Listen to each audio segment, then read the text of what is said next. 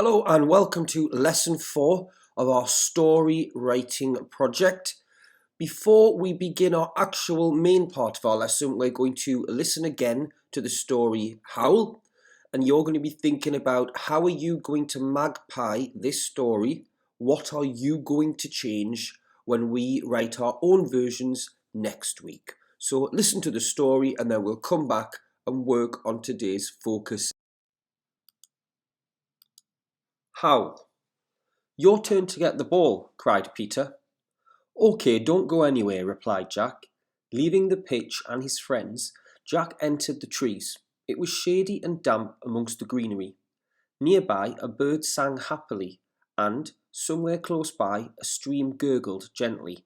Slowly he scanned his surroundings, but the ball was nowhere to be seen. "Where is it?" he asked himself in a frustrated voice. As Jack moved further into the small wood, his friends' voices faded. Suddenly, he felt a strange tingling sensation. His nose began to grow, his hands changed into paws, and fur sprouted all over his body. In less than a minute, Jack was on his knees, feeling very weird.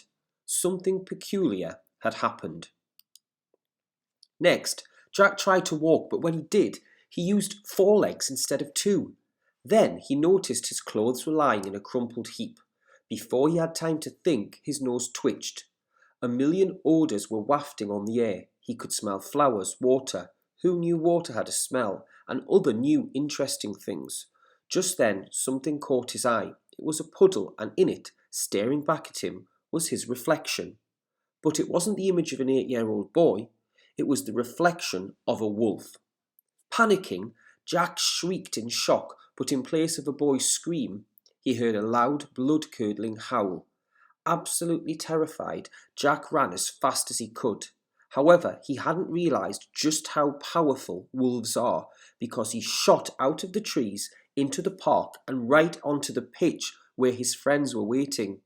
Everyone looked at the huge beast in amazement. "Peter, it's me, it's Jack," he cried.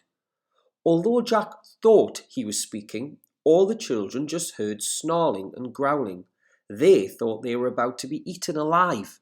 "Run for your lives," yelled Peter. Rapidly, Jack's friends and all the people in the park fled quicker than bullets. Before he could react, Jack heard the police sirens approaching fast. Then he heard a helicopter in the sky. "Attention, attention, leave the park. There is an escaped wolf on the loose," called a voice from a megaphone. As quick as a flash, Jack dashed back into the trees. His mind was racing and his heart was beating like a drum. What could he do? Then his super-sensitive ears heard men entering the trees and vicious barking. They had dogs with them. They were talking about shooting him with a tranquilizer gun so they could knock him out and take him to the zoo. "But I'm not from any zoo," he thought, panicking. Slowly but surely, the men and their dogs were approaching from all directions. He was trapped in the trees and had nowhere to go.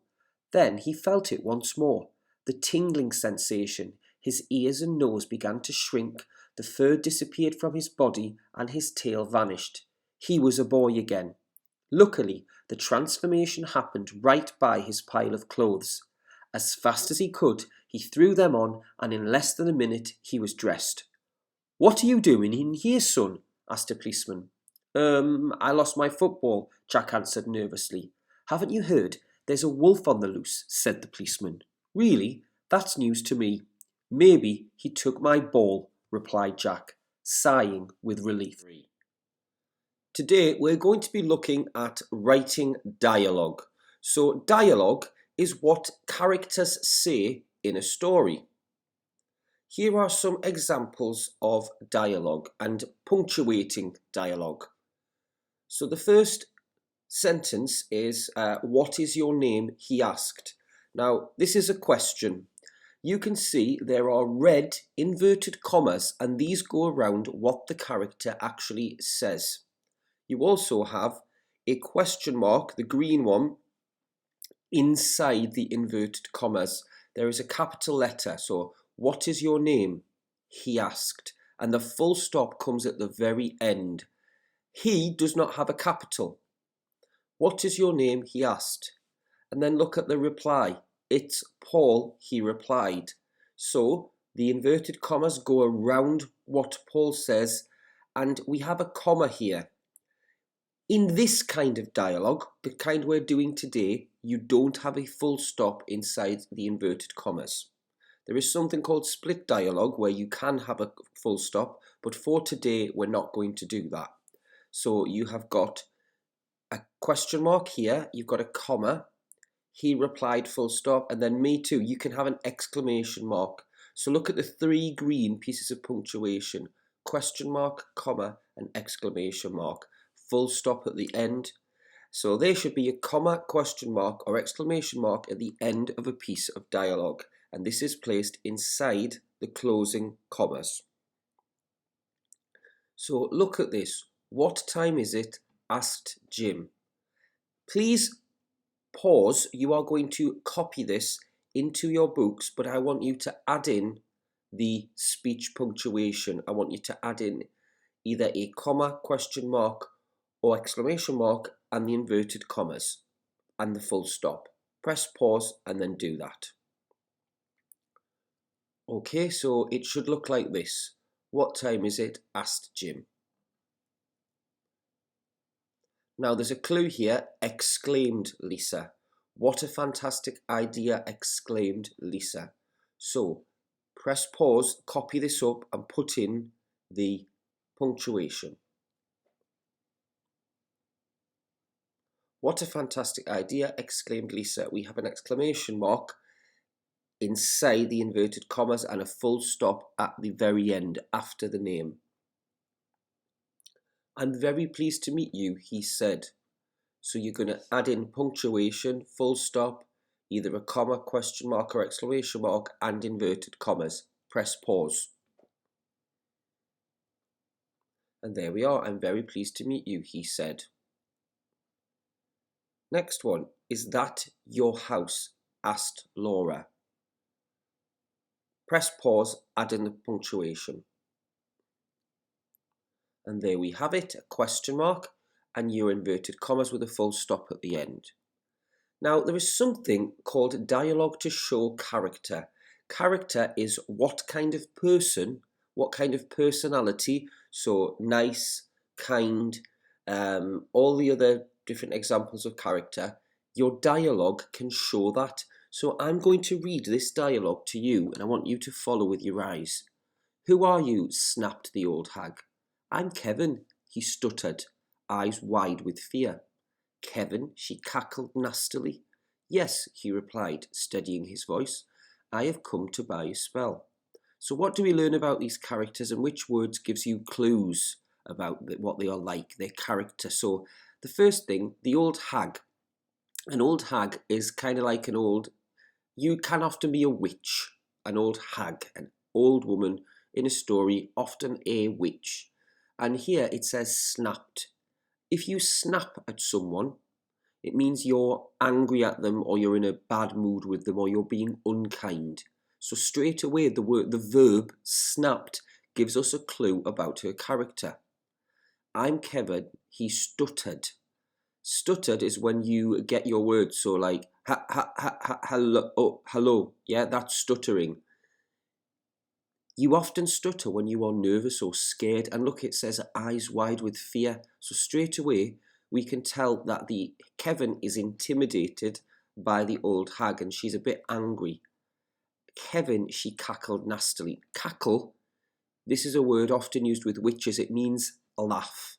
And nastily, so she laughed nastily. So again, it's showing she's not a nice person. Yes, he replied, steadying his voice. I have come to buy a spell. So steadying his voice, he's trying to control his voice so that he is not showing, he's being brave and trying to calm himself. So what we learn about their character is the witch is nasty and she's not friendly, but Kevin is nervous, but then he tries to be brave and control his voice. When you write your story next week, you're going to think about dialogue in this way and how does it show the character of the people in your story. All right, you are going to in your books, your yellow books, you're going to take a whole page and you're going to divide it. You're going to draw a line halfway down the middle vertically and then halfway across horizontally, and you're going to put the headings angry, sad, scared and happy. Press pause while you do that. Okay, here we have some verbs. 1, 2, 3, 4, 5, 6, 7. We've got 10 verbs. These are speech verbs, the kind we use in dialogue. Snapped, sobbed, bellowed, laughed, stuttered, sighed, cried, stammered, giggled and barked. What you're going to do, you're going to write these into the correct space. So, for example, if somebody snapped, we've just had that.